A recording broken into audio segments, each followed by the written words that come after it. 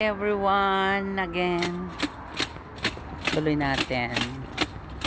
So ngayon ay medyo mainit dito sa area na nilalakaran ko.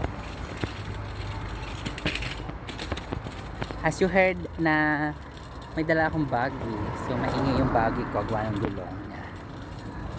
So tayo ay mamamalengke lang dito sa may kalapit street lang.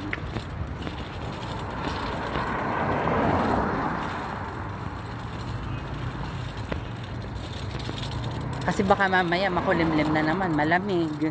Bayan. Hirap na naman makapamalengke. Kala ko masamay na.